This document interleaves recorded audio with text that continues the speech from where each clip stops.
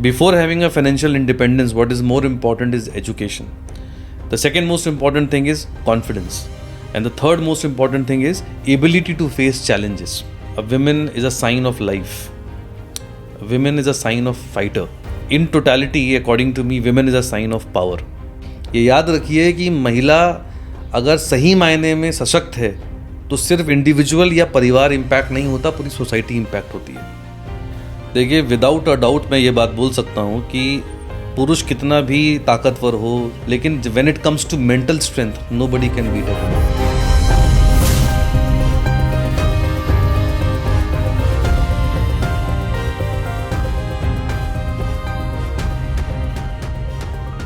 Hello everyone and welcome to our show. Men were the reason of women's suffering, suppression and neglect. But now things are changing. Men have understood the importance of women and are playing a crucial role in empowering them. Women are more aware about their rights and other women are supporting them to fight for it. One woman helps another woman in her personal and professional spaces. In short, one woman can trust blindly on another woman when it comes to women empowerment. Do you agree, sir? No. What is the worst thing about planet Earth? देखिए, इस धरती पे कुछ भी उतना खतरनाक नहीं है जितना खतरनाक इंसान है. So according to me the worst thing on this planet is humans and dying humanity.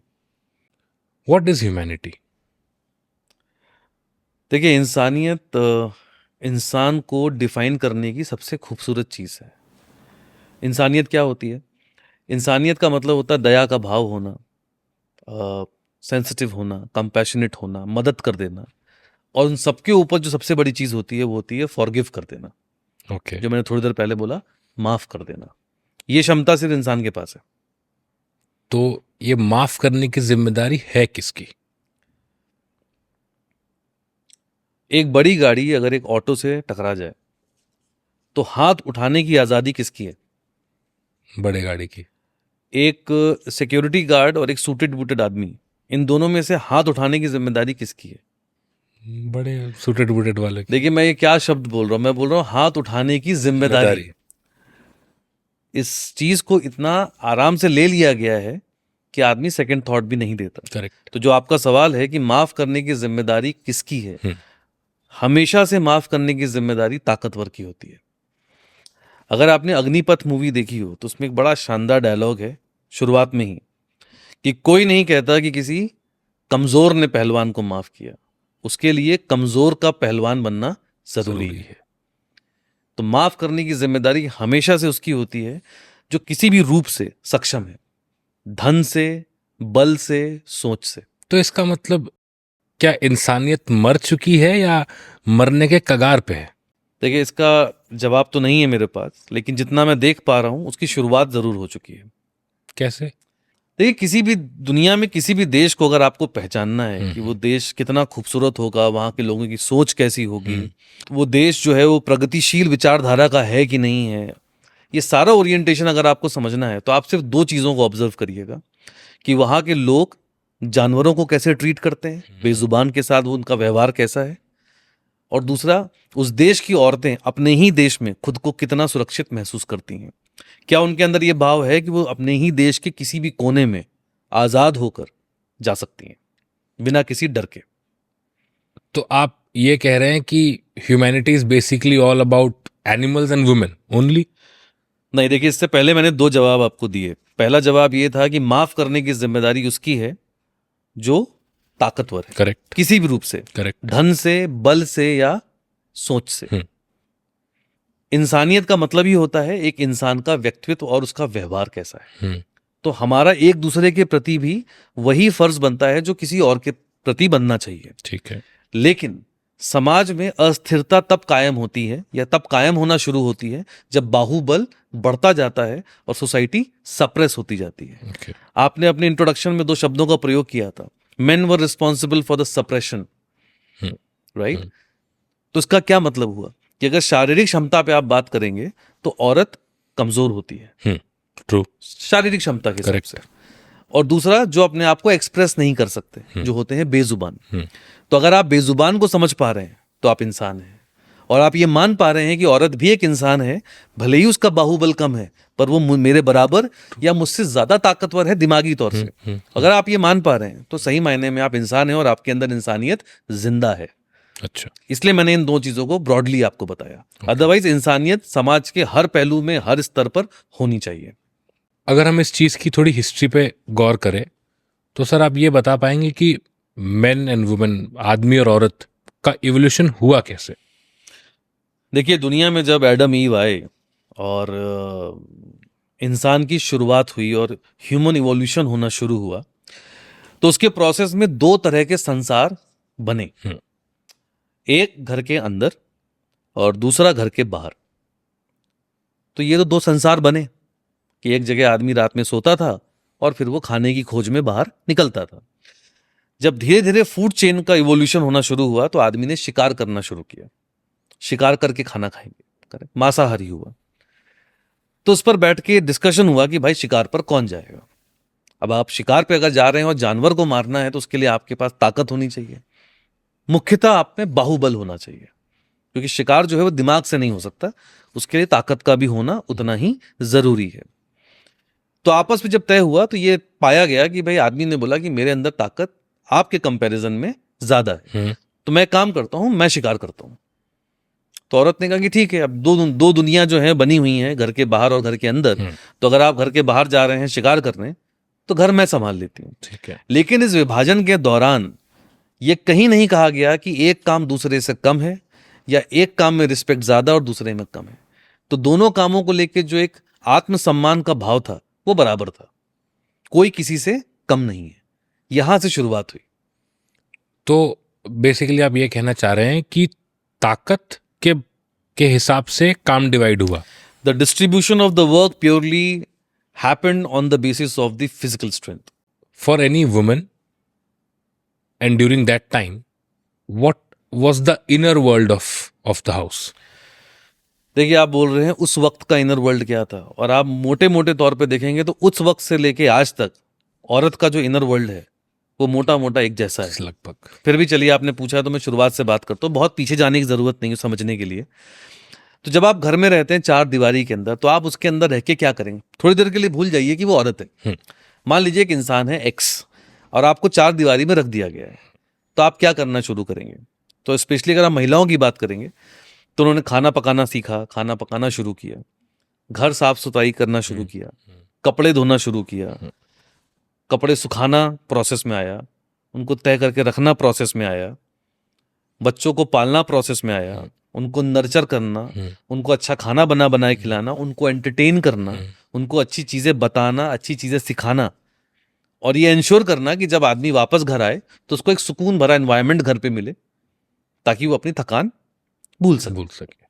तो घर के एटमॉस्फेयर को भी ऑप्टिमिस्टिक, पॉजिटिव और एनर्जेटिक रखना। ओके।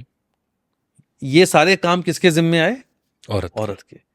तो धीरे धीरे उसने अपने आप को इस दुनिया में ढालना शुरू किया। अगर आप एक कमरे में बैठे हैं और कोने में मान लीजिए गंदगी है, आप कब तक उसे देखेंगे? थोड़ी देर के बाद आप उसको साफ कर देंगे। तो जब उसने देखा कि मैं घर के अंदर हूं और मुझे क्या क्या करना चाहिए, उसने वो सारे काम करे जो उस घर के अंदर क्रिएटिवली वो कर सकती थी। तो this is how the inner world of the women used to look like. Okay. And even today it looks like the same. And keeping the same subject, what was the outer world that looked like? Outer world of a women? Yes. देखिए, उससे पहले आपको ये समझना पड़ेगा how the outer world of the main started looking like. Okay. Okay. तभी आप इसका डिफरेंस समझ पाएंगे। देखिए, आदमी जो था वो बड़ा स्मार्ट निकला, एकदम स्मार्ट, चालाक। कैसे? देखिए, जब वो घर के बाहर निकला तो शिकार करने लगा, फिर लोग मिलने लगे, टीम बनने लगी। अब जब टीम बनने लगी तो कम्युनिकेशन होने लगा, Okay. फिर कोऑर्डिनेशन होने लगा, फिर शिकार के लिए पेशेंस डेवलप होने लगा, फिर हम शिकार करते करते हम जीतने का भाव हमारे अंदर आने लगा, ताकत की प्रतिस्पर्धा आने लगी, बातचीत होने लगी, तो आपको डिफरेंट तरह का नॉलेज अपग्रेडेशन शुरू हुआ, विचारों का आदान प्रदान शुरू हुआ, जिससे आदमी ज्यादा अडेप्टेबल और फ्लेक्सिबल होता चला गया, जिससे उसके विचारों में वृद्धि हुई और एक विजन डेवलप होना शुरू हुआ, फिर एक प्लानिंग शुरू हुई, फिर विजडम अचीव हुआ। फिर वो विजडम लेने के बाद कहाँ पहुंचा? घर। घर। और जितना उसने समाज में सीखा वो सब किस पे लगाया? औरत पे। तो ये था outer world of the man. और आज भी आप देख लीजिए, आज भी आम परिवारों में इन जनरल, और मेरे ख्याल से सब लोग इस बात से सहमत होंगे कि हमारे से ठीक पहले की जनरेशन में जो हमारे फादर लोग थे, वो अपना छुट्टी के दिन भी सुबह उठे, तैयार हुए और चले गए। और अगर किसी ने पूछ लिया पीछे से कि भाई कहाँ जा रहे हो, आता हूँ, करेक्ट। और वापस आने के बाद अगर सवाल होता था कहाँ गए थे, यहीं गया था। This is how the conversation used to start and that is how it ends. आज भी ऐसा ही होता है बहुत से घरों में, ठीक है। आज भी देख लीजिए वीकेंड्स पे बड़े बड़े शहरों में, स्पेशली मेट्रोज के अंदर भी, सोसाइटीज में लड़के अपना नीचे जाते हैं क्रिकेट खेलने। सोसाइटी में क्रिकेट होता है। बिल्कुल। आप बताइए औरतें कितना सोशलाइज कर रही नीचे? आपको दो तरह की औरतें सोशलाइज करते दिखेंगी, छोटी बच्चियां या 60+ महिलाएं। Correct. That's how the world looks like. Sir, woman has given too much to the society, too much to their home. But I still fail to understand why are men responsible for their suffering? देखिए, मैं इस बात से पूरी तरह सहमत नहीं हूं कि आदमी जो है वो सोलली रिस्पॉन्सिबल है। अगर ऐसा होता तो over a period of time औरतें पॉलिटिकली ओरिएंटेड नहीं होती। राजा महाराजाओं के टाइम में जो रानियां थीं या महारानियां थीं, वो पॉलिटिकली भी इन्वॉल्व होती थी, फैसलों का हिस्सा बनती थी। तो ऐसा नहीं है कि पूरी तरह सप्रेस किया गया, लेकिन हुआ यूं कि बहुत लिमिटेड एक्सपोजर होने की वजह से कुछ ऐसी चीज़ें डेवलप हुई जिससे एक वुमेन ने या एक औरत ने दूसरी औरत को समझना बंद कर दिया। इसलिए मेरा पर्सनल ऐसा मानना है that men are not solely responsible for the situation of women.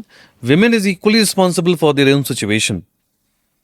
That's why I feel that women is the victim, women is the accused. So it's a very big statement. Woman is the victim, woman is the accused. Why? देखिए, इसको समझने के लिए ना आपको अपने घर में, अपने आस पड़ोस में, अपने मोहल्ले में झांक कर देखना पड़ेगा। हर जगह पर हम ये नहीं बोल सकते कि नहीं नहीं मैं इस बात से सहमत नहीं हूँ। आपके इर्द गिर्द तो यही हो रहा है। आप अपने घरों में देखिए तो माँ अपनी बेटी को लगातार ये बताएगी या उस पर चर्चाएं होंगी कि भाई अब तुम 22 की हो गई हो, शादी करनी है, 24 की हो गई हो, शादी करनी है, ग्रेजुएशन हो गया है तो शादी करनी है। बहुत सारी लड़कियां सिर्फ इसलिए मेहनत करती हैं क्योंकि उनको शादी नहीं करनी, तो पोस्ट ग्रेजुएशन हो जाए। आप उन घरों को कभी उस घर की एनर्जी को नहीं समझ पाएंगे जिन घर में लड़की की शादी की उम्र हो गई है और शादी नहीं हो पा रही है। वहाँ ऐसा तनाव बना रहता है जैसे पता नहीं कोई घर में मृत्यु हो गई है, मौत हो गई है। इतना तनाव भरा माहौल बना रहता है घर के अंदर। तो शादी करना किसी लड़की का उसके परिवार की इतनी बड़ी सिचुएशन बन जाता है करेक्ट कि वो अपने आप में चैलेंज में कन्वर्ट होने लगता है। तो क्या एक मदर एक विमेन की तरह सोच पा रही है? नहीं। क्या मदर अपनी बेटी से ये कह पा रही है कि बेटा तू इन सब चीजों से अलग हट, तू अपनी उड़ान भर, उड़, कुछ बड़ा कर जिंदगी में, और जब तेरी इच्छा करे तब शादी करना, हम खड़े हैं तेरे साथ। कह पा रहे हैं? नहीं कह पा रहे। शादी हो जाती है, नए घर में जाते हैं तो वहां एक नया रिश्ता आता है सास और बहू का। क्या सास एक औरत की तरह सोच पा रही है कि जो कमी, जो गलतियां या जो मेरे साथ गलत हुआ वो मैं अपनी बहू के साथ नहीं होने दूंगी? वेलकम कर रही है कि बहू नहीं बेटी आई है, इन्वॉल्व करेंगे, वेलकम करेंगे। क्या बहू वो सास के अंदर अपनी माँ देख पा रही है? नहीं देख पा रही। फिर एक नया रिश्ता आता है नंद नाम का, वो अलग एक कॉम्प्लेक्स कैरेक्टर बनता चला जाता है। तो आप इन सबको ना माँ, बेटी, सास, नंद ऐसे मत देखिए। और इसके बाहर भी आइए, जो वर्किंग हैं, ऑफिस जा रही हैं, एक फीमेल बॉस के अंदर एक फीमेल कलीग, क्या ये दोनों इस तरीके से सोच पा रहे हैं कि हम दोनों पहले औरतें हैं बाद में बॉस और जूनियर? नहीं सोच पा रहे। तो हर जगह पे अगर औरतों में आपस में यूनिटी बनी नहीं पाई, कैरेक्टर कॉम्प्लेक्स होता चला गया, इनसिक्योरिटीज बढ़ती चली गई, और सब इस एक ही मानसिकता पर जीने लगे, जो हमको नहीं मिला वो हम तुमको नहीं देंगे। करेक्ट। जो हमने झेला है वो तुम भी झेलो। हम जब आए थे इस घर में बहू बन के तो हमने 50 लोगों का खाना बनाया है, तुम भी बनाओ। हमने रात में 2-2 बजे उठ के खाना बनाया है। तो हमने किया, तुम तो फिर भी सुख का जीवन जी रहे हो कि तुम 9 बजे ही काम निपट जा रहा है। तो इस तरीके से कॉम्प्लेक्सिटीज बढ़ती चली गई। तो जहां पर एक औरत को दूसरी औरत को समझना था, जहां पर उनके साथ खड़ा होना था, दोस्त होना था, गाइड करना था, उसको सही मायने में एम्पावर करना था, वो सब कहाँ कर पा रहे हैं जो करना चाहिए। इसलिए मेरा ये व्यक्तिगत मानना है कि now women has to understand that they are the only victim and they are the only accused. Correct. This is what I think. I may be wrong, but what I have observed in the society is this. So that's why I said so. So basically, instead of supporting each other, it more became of revengeful effect. Not exactly revengeful, it is more competitive. Okay. And negatively competitive. True. It's not in the pursuit of happiness or in a positive sense. प्रतिस्पर्धा जो है वो इस चीज को लेके होने लगी कि इस छोटे से घर के अंदर राज मेरा चलता है, मैं बेहतर हूं, मैं जो कह रही हूं वही होगा। दूसरी पार्टी बोल रही है कि ऐसा नहीं है, अब जो वो होगा जो मैं कहूंगी। करेक्ट। तो एक छोटी सी दुनिया के अंदर हम राजनीति करने में लगे हैं और छोटी सी दुनिया के अंदर हम प्रॉब्लम क्रिएट हो रही है। और ये इक्वेशन और कॉम्प्लेक्स हो जाती है जब सास बहू और जो बेटी की माँ है, जो आपस में समधन है, जब ये तिकड़ी बनना शुरू होती है। तो जब बहू अपने घर की सारी बातें अपनी माँ को बताने लगती है, माँ बहू उसकी बेटी का मार्गदर्शन करने लगती है कि उसको ससुराल में कैसे करना है, ये सब और कॉम्प्लेक्स होता चला जाता है। इसलिए communication becomes a problem. Again go back to the old days where the men stepped out and the communication started getting clear and clearer over a period of time through interaction only. So basically, bad, worse, and worsen. No, bad, worst and complex. Complex. Okay okay. जैसा आपने बताया last आपके statement में, basically एक औरत दूसरे औरत को सैबोटाज करने में लगी है, उसको कंट्रोल करने में लगी है, किसी तरह उसकी लाइफ का कंट्रोल अपने हाथ में लेने में लगी है। अगर वो सही भी कर रही होगी तो कहीं ना कहीं उसको अपने डायरेक्शन में दिखाना है, ना कि उसके डायरेक्शन पे उसको सही पाथ देना है। यही रीजन है किसी भी फीमेल टू फीमेल रिलेशनशिप का। नहीं, इसको जनरलाइज नहीं कर सकते। देखिए क्या हो रहा है, जितना लिमिटेड एक्सपोजर हुआ, आप इसको ना साइकोलॉजिकली समझने की कोशिश करिए। औरतों के अंदर बेडशीट को लेके, पिलो कवर को लेके, पर्दों को लेके, किसके घर में कौन सा पर्दा लगा है, किसका घर कैसा दिख रहा है, कौन सा पेंट लगा है, कौन सा फ्रेम लगा है, किस तरह का बेड पड़ा है, इन सब को लेके उनके अंदर जागरूकता बहुत ज्यादा रहती है। करेक्ट इन जनरल भी। फिर बाहर निकलती हैं औरतें तो महिलाओं को एक दूसरे के कपड़े जज करना बिल्कुल बहुत ज्यादा। लड़कों में ऐसा नहीं देखेंगे आप, वो पूछेंगे भाई कौन बढ़िया लग रही शर्ट, कहाँ से ली, कौन सी ली, खत्म हो गई। पर कई जगहों पे आप देखेंगे महिलाएं दूसरी महिला को अप्रिशिएट नहीं कर पाती, तारीफ नहीं कर पाती कि भाई आप बहुत सुंदर लग रहे हैं या ये बहुत अच्छा लग रहा है, कहाँ से लिया। ऐसा नहीं कि बिल्कुल जीरो है, ये होता है। पर फिर भी कॉम्प्लेक्सिटीज हैं वहां पर। तो सेंस ऑफ एप्रिसिएशन जो है वो उनको इनसिक्योर करता है, तारीफ करना, क्योंकि अक्सर औरतों की तारीफ घरों में नहीं होती, तो उन शब्दों पे वो भरोसा नहीं कर पाती। Correct. So that's why I am saying so. क्या ये women to women psychology has this been from the start of the early age, या ये रिसेंटली शुरू हुआ है? ये हमेशा से रहा है। देखिए बड़ा अफसोस है कि इस देश में बहुएं जला दी जाती हैं दहेज के नाम पर। ये बड़े अफसोस की बात है कि एक आदमी अपनी बीवी पर हाथ उठा देता है। ये बड़े अफसोस की बात है कि पढ़ा लिखा वेल एजुकेटेड आदमी भी अपने बच्चे के सामने अपनी बीवी को मारता है। और ये सब ऐसा नहीं है कि गरीब परिवारों में, गरीब गांव, शहर, एजुकेटेड, एलीट क्लास, हर जगह ऐसा है। बड़े से बड़े घरों के अंदर जो है बहू जो है वो फाइट मार रही है। ऐसा नहीं कि हम सब एब्सोल्यूट हैं और हमें कोई कमियां नहीं हैं, लेकिन उन कमियों को साथ में रखते हुए एक दूसरे के अंदर अच्छाई देखने के बाद आपको आगे बढ़ना है। तो ये बड़ा दुखद होता है कि अगर एक सास अपनी बहू के अंदर अपनी बेटी देख जाए तो आप समझ नहीं सकते हैं। अच्छा, इसको आप ऐसा देखिए, एक लड़का अपनी बीवी को मार रहा है और उसके पेरेंट्स घर में हैं। क्या आप ये मानने को तैयार हैं कि एक लड़के में इतनी हिम्मत है कि अगर उसकी माँ बीच में खड़ी हो जाए तो भी वो अपनी बीवी को मार सके? सवाल ही नहीं उठता है। तो where the things are going wrong. ये कितना खतरनाक है कि घर में माँ बाप बैठे हैं और लड़का बहू को मार रहा है और माँ बाप देख रहे हैं। कई जगहों पर माँ बाप उसका हिस्सा बन रहे हैं, कई जगहों पर पूरा परिवार मिलकर बहू को मार रहा है। बिल्कुल। कई जगहों पे आप बहुत कैजुअली सुनेंगे, एक माँ, एक सास अपनी बहू से कैजुअली पूछ रही है अपने बेटे के बारे में कि कहीं मारता तो नहीं है। ये कितने डरावने स्टेटमेंट है, गलत है। जबकि जो बेटी शादी करके आपके घर में बहू बन के आ रही है उसको डॉटर इन लॉ कहा जाता है, विच इज नथिंग बट दिल, DIL। शी इज द दिल ऑफ द हाउस। आपने उसको वैसा वेलकम किया? ये किसकी जिम्मेदारी थी जब वो लड़की अपना घर छोड़ के आपके घर में आती है? Whose responsibility is to make her more welcoming, give her a required comfort, given her required time to understand everything of the house? No, आप नहीं दे रहे हैं उसे समय। तो जब दिल का ये हाल है घरों में, तो आप समझिए कहाँ से आप वुमेन एम्पावरमेंट की बात करेंगे और उसको आप आदमियों पे थोप देंगे कि ये गलती हमारी है। फिर ऐसा क्यों होता है समाज में? आज की जनरेशन में आपको ऐसे बहुत से लड़के मिल जाएंगे जो किचन में भी हाथ बटा रहे हैं, घर में भी हाथ बटा रहे हैं, जो सामान भी लेके आ रहे हैं, समय भी दे रहे हैं। ये इन्होंने कहाँ से सीख लिया? हम सिर्फ उन आदमियों की बात कर रहे हैं जो औरतों को मार रहे हैं और प्रताड़ित कर रहे हैं। ऐसे भी लड़के और ऐसे भी आदमी आज की डेट में हैं जो औरत के साथ कंधे से कंधा मिला के चल रहे हैं, जो ये मान रहे हैं कि उसको आज़ादी है सपना देखने की। बिल्कुल, ऐसा भी समाज बन रहा है। बिल्कुल। पर ये समाज बहुत कम है अभी भी, लेकिन बन तो रहा है। तो कमियां कहाँ रह जा रही हैं? अपब्रिंगिंग भी मैटर करता है। Makes a lot of difference. आप जो भी सीखते हैं अपने घर से सीखते हैं। देखिए, आपने अपनी माँ को देखा होगा कि अपने आपकी जो माँ की दिनचर्या होती थी वो कैसी होती थी।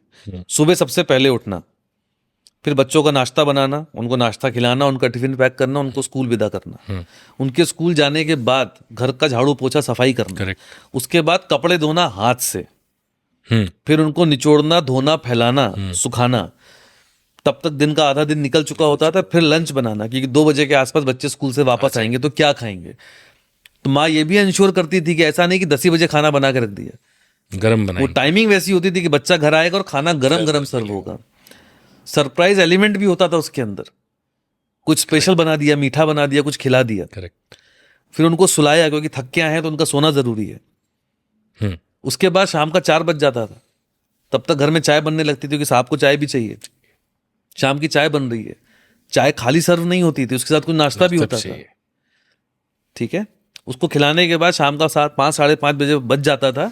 तब माँ का एक सवाल आता था कि खाना क्या बनेगा या क्या खाइएगा। करेक्ट। तभी बताया जाता था क्या खाएंगे।